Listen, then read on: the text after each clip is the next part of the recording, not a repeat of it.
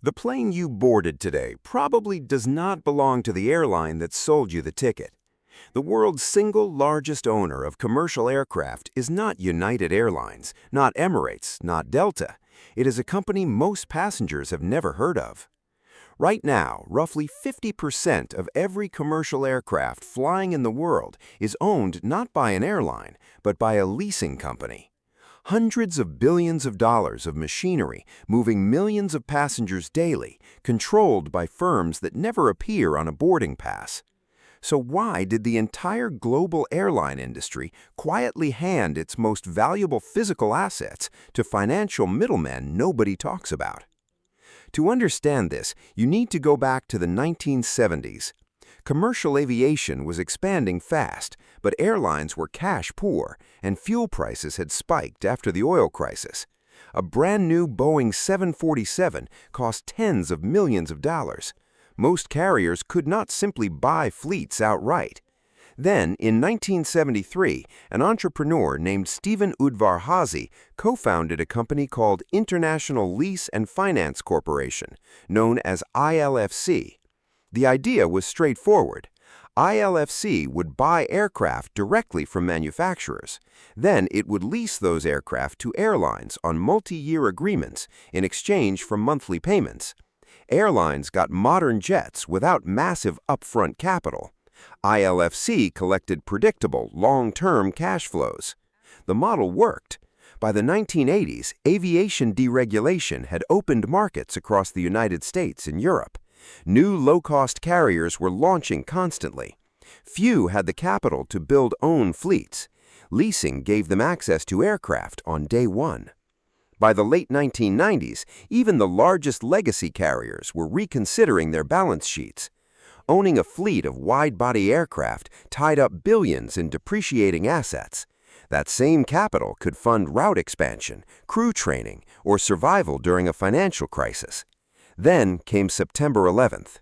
Airlines that owned their aircraft were trapped holding jets they could not profitably fly.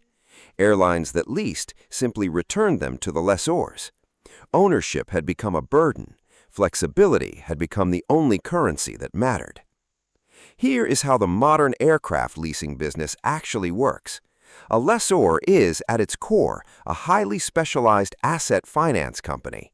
It borrows capital at competitive interest rates. It deploys that capital to purchase aircraft directly from Boeing and Airbus, often in bulk. Because lessors place enormous orders, they negotiate substantial discounts off the manufacturer's published list prices.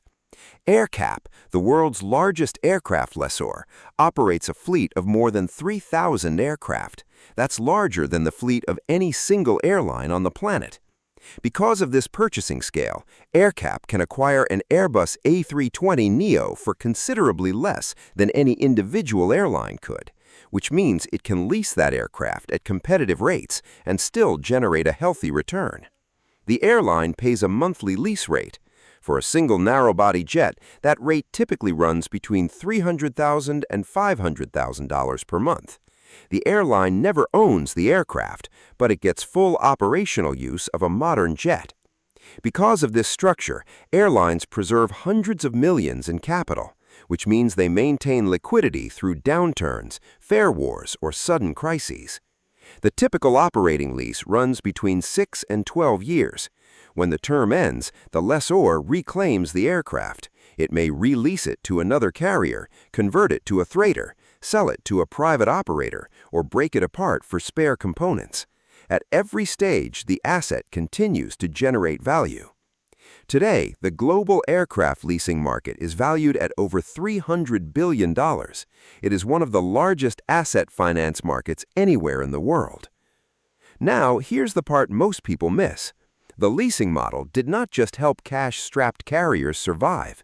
It quietly rewired the power structure of the entire aviation industry.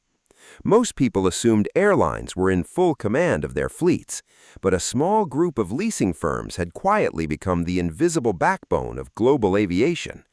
Consider the COVID-19 pandemic. Airlines around the world parked tens of thousands of aircraft almost overnight.